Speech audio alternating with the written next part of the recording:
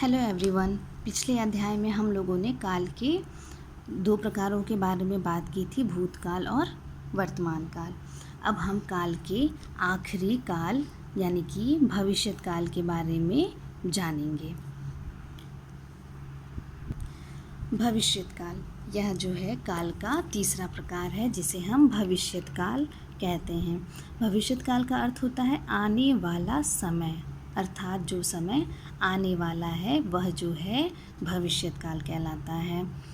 इसकी परिभाषा है क्रिया के जिस रूप से काम आने वाले समय में करने या होने का बोध हो उसे भविष्यत काल कहते हैं। जैसे मैं कल मथुरा पहुंचूंगा।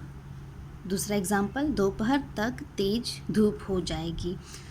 और तीसरा एग्जाम्पल, भाई साहब कल आगरा जाएंगे। तो यह पहुंचूंगा, हो जाएगी, जाएंगे, यह सभी किस बात की तरफ इशारा करते हैं कि यह होने वाला है, हुआ नहीं है। इसलिए यह जो है भविष्यकाल की बातों का बोध कराता है। भविष्यत काल में दो प्रकार होते हैं। भविष्यत काल को दो भागों में विभाजित किया गया है। पहला सामान्य भविष्यकाल और दूसरा संदिग्ध भविष्यकाल। आइए जानते हैं दोनों को विस्तार पूर्वक। भविष्यकाल के दो प्रकार हैं, सामान्य और संदिग्ध। पहला सामान्य भविष्यकाल, इसमें क्रिया के जिस रूप से आने वाले समय में काम करने या होने का बोध हो। कब का? आने वाले समय का।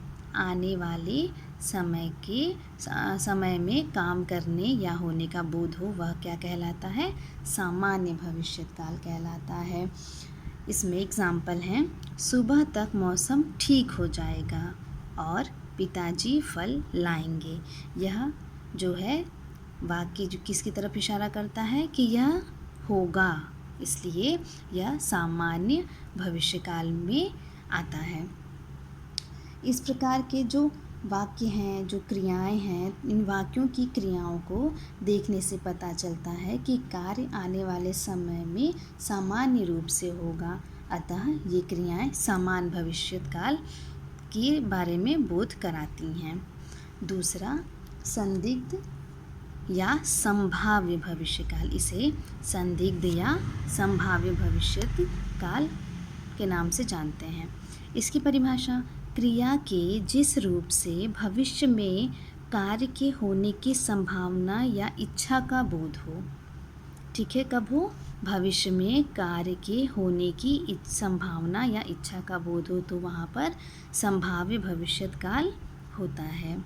ध्यान दें, क्रिया के जिस रूप से भविष्य में कार्य के होने की संभावना या इच्छा का बोध हो, वही संभाव्य भविष्यत काल कहलाता है।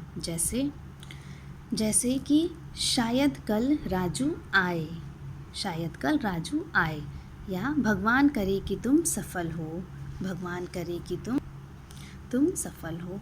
ठीक है, तो यह जो भी उदाहरण है यह किसके उदाहरण हैं? संभाव्य भविष्यत काल के या संदिग्ध भविष्यत काल के।